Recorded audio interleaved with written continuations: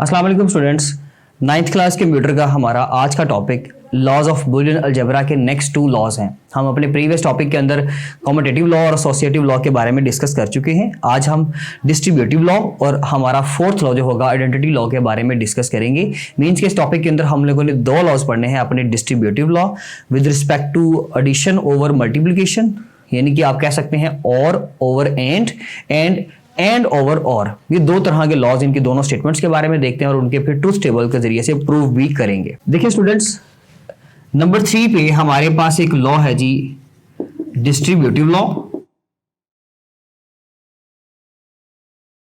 और फिर एक लास्ट लॉ है हमारे पास आइडेंटिटी लॉ। जैसे हम लोग सिंपल मैथ करते हुए हम अक्सर करते हैं कि जी कॉमन लेते हैं एक्सप्रेशन में से कुछ एक नंबर जो आ रहा होता है हमारे पास, कोई वेरिएबल या कोई कांस्टेंट हम कॉमन ले लेते हैं और बाद में कॉमन लेने से वो चीज हमारे पास ब्रैकेट से बाहर लिखी जाती है। फॉर एग्जांपल मैंने यहां पे लिखा a डॉट b प्लस सी। आप समझ लीजिए कि मैंने a इनमें से कॉमन लिया था, या अगर उसकी मैं राइट हैंड साइड भी लिख देता हूं ताकि क्लियर हो जाए, तो इसका आंसर आएगा a dot b plus a dot c। मैंने यानी कि a को दोनों तरफ मल्टीप्लाई कर दिया, a dot b a dot c, दोनों तरफ मल्टीप्लाई कर दिया तो a डॉट b आ गया प्लस a डॉट c आ गया। इसको स्टूडेंट्स हम क्या बोलते हैं? Distributive law. ये हमारे पास बुलियन अलजेब्रा का 3rd लॉ है, जिसकी स्टेटमेंट भी इवन कि आपको एमसीक्यू में पूछी जा सकती है कि इसका आंसर हमें बताएं, तो वो उसका आंसर आपको क्वेश्चन में यानी कि पूछा जाएगा कि जी what will be the answer of a dot b plus c। 4 options होंगे, घुमा फिरा के मुख्तलिफ चीजें पूछी जाएंगी जिसमें आप ये वाला आंसर पिक करेंगे। इसकी एक दूसरी स्टेटमेंट भी है हमारे पास जिसमें a डॉट को प्लस से और प्लस को डॉट से आप रिप्लेस करते हैं। मींस के जहां पे एंड ऑपरेटर आ रहा है वहां पे और, जहां पे और ऑपरेटर आ रहा है वहां पे एंड ऑपरेटर आ गया। तो इसका आंसर क्या आएगा जी? a एक बार प्लस हो जाएगा b के साथ, डॉट a एक बार प्लस हो जाएगा c के साथ। तो ये है जी हमारे पास 2 स्टेटमेंट स्टूडेंट्स किसकी? डिस्ट्रीब्यूटिव लॉ की। ये है एंड ओवर और, इसको यहां पे मेंशन कर देते हैं जी, एंड ओवर और नीचे वाली है और ओवर एंड। यानी कि इसको आसान लफ्जों में यह भी कहा जा सकता है distributive property with respect to multiplication over addition, distributive property with respect to addition over multiplication. Math के अंदर इसको बेसिकली इसी तरह से हम प्रोनाउंस करते हैं, लेकिन बुलियन अलजेब्रिक लॉज के अंदर हम इसको एंड ओवर और इसको और ओवर एंड बोलेंगे स्टूडेंट। इसके लिए अब हम ट्रुथ टेबल भी डिजाइन करेंगे। उससे पहले हम आइडेंटिटी लॉ का थोड़ा सा इंट्रोडक्शन ले लेते हैं। आइडेंटिटी लॉ बेसिकली किस तरह का लॉ है कि जिसके अंदर अगर हम कोई भी नंबर लिखेंगे उसको किसी ऐसी ट्रुथ वैल्यू से हम उसका ट्रीटमेंट करवाएंगे, मीन्स के ऑपरेट करवाएंगे कि जिससे उसके आंसर में फर्क ना आए। मीन्स के आइडेंटिटी लॉ बेसिकली एक ऐसा लॉ होता है कि जिसमें आप किसी ऐसी चीज को किसी में ऐड या मल्टीप्लाई करो कि जिससे कोई फर्क ना पड़े उसकी आइडेंटिटी को। जैसे कि फॉर एग्जांपल अगर मैं यहां पे लिखता हूं 2, तो इस 2 को मैं किस नंबर के साथ ऐड करूं कि इसमें कोई फर्क ना आए, तो वो 0 है डेफिनेटली। इसका मतलब है कि आइडेंटिटी जो है मेरे पास, आइडेंटिटी नंबर जो है वो है 0, ठीक है। और इसमें 2 की आइडेंटिटी खराब नहीं हुई after the calculation, after the operation, कि आपने प्लस भी किया लेकिन कोई फर्क नहीं आया। आप अगर इसको मल्टीप्लाई करते हो 1 के साथ तब भी आंसर वही आ रहा है 2। तो इसका मतलब है कि एडिशन के अंदर 0 मींस के फॉल्स वैल्यू, यानी कि और ऑपरेटर के अंदर 0 यानी कि एक ऐसी वैल्यू है, फॉल्स ऐसी वैल्यू है कि जो आपके आंसर को कभी भी बदलने नहीं देगा। एंड मल्टीप्लाई के अंदर 1 एक ऐसा नंबर है, 1 बिट एक ऐसा नंबर है कि जिसको आप किसी भी वेरिएबल के साथ ट्रीटमेंट करवाओ उसका एंड ऑपरेटर में, वो उसमें कभी भी फर्क नहीं डालने देगा। खैर हम इसको अभी भी स्क्रीन के ऊपर मैं आपको थोड़ी सी इसकी इलस्ट्रेशन भी दिखा देता हूं, आप वो देख लीजिए, फिर हम इसके लिए ट्रुथ टेबल भी बनाते हैं। देखिए स्टूडेंट, सबसे पहले है आपके पास ये एक डिस्ट्रीब्यूटिव लॉ जिसमें a एक नंबर है, a जो है वो अंदर मल्टीप्लाई हो रहा है b प्लस सी के साथ। तो वो b प्लस सी आपस में एक फैक्टर ऐसा है जो कि दोनों नंबर ऐड हो रहे हैं। आपने a को पहले b से मल्टीप्लाई किया और आपने फिर a को c से मल्टीप्लाई किया, और तब भी आप देखेंगे कि यहाँ पे अभी हम प्रूव करेंगे कि इनका आंसर लेफ्ट हैंड साइड का फिर भी राइट हैंड साइड के इक्वल ही आएगा। मीन्स के क्योंकि हम अभी मैथमेटिकली तो उसको पढ़ नहीं रहे, यानी कि डेसिमल नंबर्स के लिए, बाकी लिटरल्स के लिए तो हम पढ़ नहीं रहे, हम इसको पढ़ रहे हैं बुलियन अलजेब्रिक लॉ के मुताबिक। तो हम इसको बुलियन अलजेब्रा के जरिए से ही प्रूव करेंगे ना, हम इसको ट्रू वैल्यू से, फॉल्स वैल्यू से, हम उसको 1 से या 0 से ही प्रूव करेंगे। तो इसको देख लीजिए। उसके बाद अब आपको आइडेंटिटी लॉ दिखा देता हूं। ये स्टूडेंट आपके सामने है जी identity law, the identity law states that in general कोई भी एक नंबर है, सपोज मेरे पास, मैंने उसको जीरो से क्या किया, ऐड किया, यानी कि एक एक्स नंबर है, अगर आप एक्स को जीरो में ऐड करोगे तो कोई फर्क नहीं पड़ेगा, या जीरो को एक्स में ऐड करोगे तो कोई फर्क नहीं पड़ेगा, एक्स आपको रिटर्न में वापस मिल जाएगा। सिमिलरली अगर हम एक्स को 1 से मल्टीप्लाई कर रहे हैं और फिर 1 को एक्स से मल्टीप्लाई कर रहे हैं अगेन, तो उससे कोई फर्क नहीं पड़ेगा, आंसर तब भी हमेशा हमारे पास सेम रहेगा।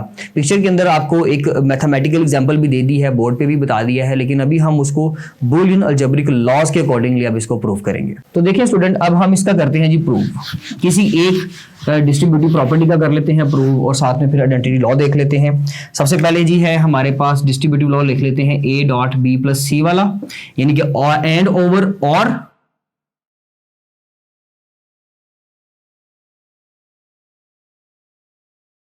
Students we have 3 variables, so 3 variables के लिए क्या करेंगे जी, एक a है, एक b है और एक c है।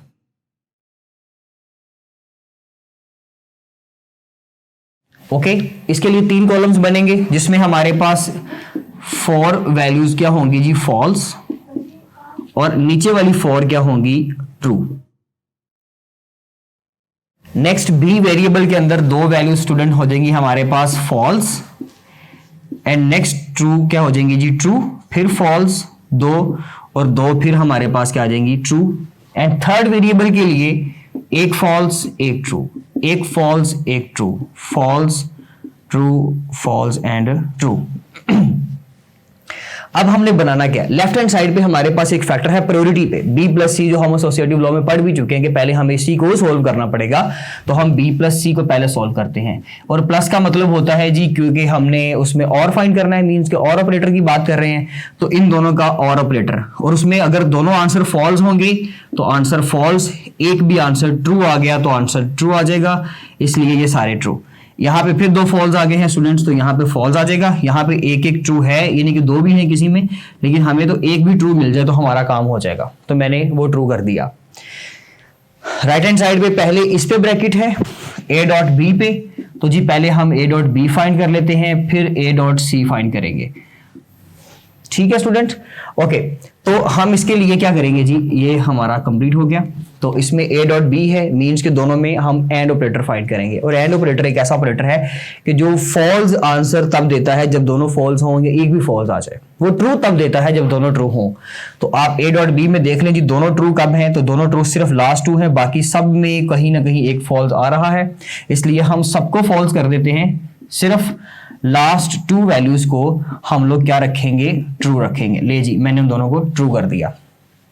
ओके, उसके बाद a डॉट सी आ गया स्टूडेंट, यानी कि इन दोनों को बात करेंगे, इन दोनों को ट्रीट करेंगे आपस में, तो फिर वही डॉट, यानी कि एंड प्रोडक्ट की बात हो रही है, एंड की बात हो रही है, एंड ऑपरेटर की बात हो रही है, तो इसमें भी जहां पे दोनों ट्रू होंगे सिर्फ वहां पे ट्रू करेंगे, मींस कि यहां पे ट्रू है या फिर यहां पे ट्रू है, एक थर्ड लास्ट और एक लास्ट वैल्यू में, बाकी हर वैल्यू में कहीं ना कहीं फॉल्स आ रहा है, तो एक ये वाली वैल्यू ये फॉल्स और ये वैल्यू ट्रू है, बाकी सारी वैल्यूज हमारे पास क्या आएंगे स्टूडेंट्स, इसकी फॉल्स आएगी। ले जी, तीनों जो प्रायोरिटी पे फैक्टर थे हमने उनके तो बना लिए। अब हम अपनी कंप्लीट लेफ्ट हैंड साइड का आंसर निकालेंगे। कंप्लीट लेफ्ट हैंड साइड हमारी क्या है, a dot B plus C, और फिर हम अपनी कंप्लीट राइट हैंड साइड का मींस के a dot B plus a dot C, इसके लिए ट्रुथ टेबल अपना बनाएंगे।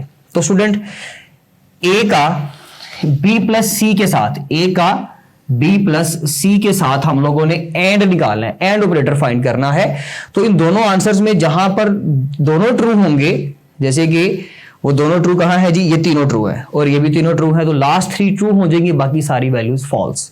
तो ले जी, ये भी false, false, false, false, false, ये भी ट्रू, ये भी ट्रू, और ये लास्ट वाली वैल्यू भी क्या हो जाएगी, ट्रू, क्योंकि इसमें भी 3 ट्रू थे, इसमें भी 3 ट्रू थे। अगर दोनों ट्रू होंगे तो आंसर ट्रू, अदरवाइज फॉल्स। अब a डॉट बी और a डॉट सी, इन दोनों का राइट हैंड साइड पे देखें तो a डॉट बी और a डॉट सी के दरमियान में प्लस है, तो इसका मतलब है इन दोनों के दरमियान का और ऑपरेटर, प्लस मींस के और ऑपरेटर फाइंड करेंगे, और ऑपरेटर ऐसा ऑपरेटर है कि जिसमें एक भी ट्रू आ जाए तो आंसर ट्रू आएगा, अगर सारे बाकी के फॉल्स होंगे, दोनों फॉल्स होंगे, तो आंसर डेफिनेटली फॉल्स आएगा। तो देखिए भाई, यहां पे false, false, false, false and false, इसमें इन तीनों में कहीं एक एक ट्रू आ रहा है। सो इसका मतलब है कि ऊपर वाले तो पक्के फॉल्स हैं, क्योंकि भाई दो दो फॉल्स हैं तो उसमें तो हम कुछ नहीं कर पाएंगे, फॉल्स करेंगे। लेकिन ये तीन नीचे वाले क्योंकि एक एक वैल्यू कम से कम ट्रू थी तो इसलिए हमने उनको ट्रू कर दिया स्टूडेंट। ये थी हमारी लेफ्ट हैंड साइड, ये है हमारी राइट हैंड साइड जो कि बिल्कुल एक दूसरे के इक्वल है। So that was the distributive law of multiplication of and operator over और, यानी कि एंड ओवर और का हम लोगों ने प्रूव कर लिया। दूसरा जो है टेबल आप लोग खुद डिजाइन कीजिएगा।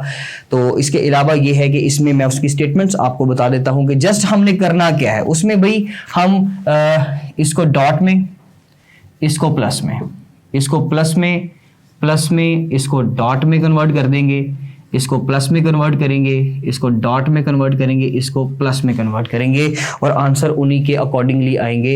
ये तीन हमारे पास सेम रहेंगे और बी डॉट सी के लिए जहां पे दोनों ट्रू होंगे सिर्फ वहां पे ट्रू आएगा, बाकी ये भी फॉल्स हो जाएगा, ये भी फॉल्स हो जाएगा, ये ऑलरेडी फॉल्स है, इसमें हमारे पास ये ट्रू हो जाएगा, ये सारे हमारे पास क्या हो जाएंगे, सॉरी ये ट्रू रहेगा, ये फॉल्स हो जाएगा। मींस कि अगर एक भी आंसर फॉल्स आ गया तो उसमें आंसर फॉल्स आता है, दोनों ट्रू होंगे तो आंसर क्या आएगा, ट्रू आएगा। तो ये था जी हमारा डिस्ट्रीब्यूटिव लॉ।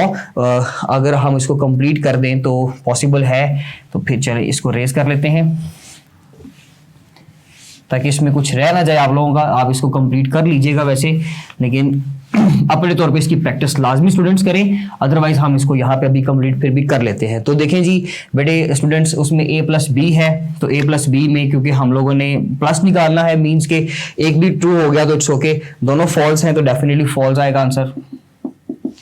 अगर एक भी ट्रू आ गया तो आंसर ट्रू आएगा, तो नीचे सारे ही ट्रू हैं। लें जी फिर अगर सारे ही ट्रू हैं तो हम भी ट्रू लगा देते हैं। उसके बाद a प्लस सी निकालना है, यानी कि इन दोनों का ट्रू और निकालना है। तो एक भी अगर यहाँ पे तो दोनों फॉल्स हैं तो पहला तो फॉल्स हो जाएगा, इसमें भी ट्रू है और इसमें फिर फॉल्स आ गया क्योंकि दोनों फॉल्स हैं हमारे पास।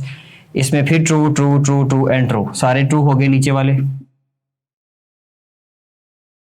उसके बाद स्टूडेंट्स यहाँ पे a plus B dot C, a plus B dot C, इन दोनों के दरम्यान में और ऑपरेटर निकालना है। तो और ऑपरेटर का मतलब है कि अगर तो दोनों ही फॉल्स हैं तो सिर्फ तब फॉल्स आएगा, बाकी सारे आंसर आपके क्योंकि ट्रू हैं। तो पहले तीन फॉल्स हैं जी क्योंकि दोनों तरफ फॉल्स हैं। उसके बाद स्टूडेंट सारे ही हमारे पास क्या आ रहे हैं, ट्रू आ रहे हैं। अब a प्लस बी और a प्लस सी, यानी कि ये दोनों फाइंड किए हुए हैं a प्लस बी और a प्लस सी, इनके दरमियान में एंड ऑपरेटर निकालना है। मींस के एंड क्या करेगा जी, दोनों फॉल्स होंगे तो आंसर फॉल्स, एक भी फॉल्स हुआ तब भी फॉल्स, और अगर दोनों ट्रू हुए तो आंसर ट्रू आ जाएगा। दोनों ट्रू यहाँ पे हैं, यहाँ पे हैं, यहाँ पे, यहाँ पे, यहाँ पर, बस फिर एक एक फॉल्स आ रहा है तो इसलिए यहाँ पे फॉल्स फॉल्स फॉल्स, ये भी ट्रू, ये भी true, true true and true, सारे हमने क्या कर दिए स्टूडेंट्स, ट्रू कर दिए। ठीक है जी, ये था हमारा एक truth table with respect to addition over multiplication. ठीक है जी, तो डिस्ट्रीब्यूटिव लॉ के दोनों स्टेटमेंट्स को हमने प्रूव कर लिया। अब एक लास्ट केस है हमारे पास, एक लास्ट लॉ है हमारे पास, identity law, that is very simple but important. Identity law में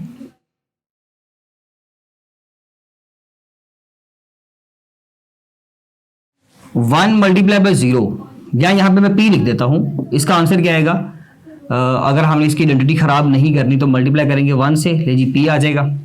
और अगर मैं इसको करूं p प्लस 0 तो आंसर तब भी क्या आ जाएगा, p।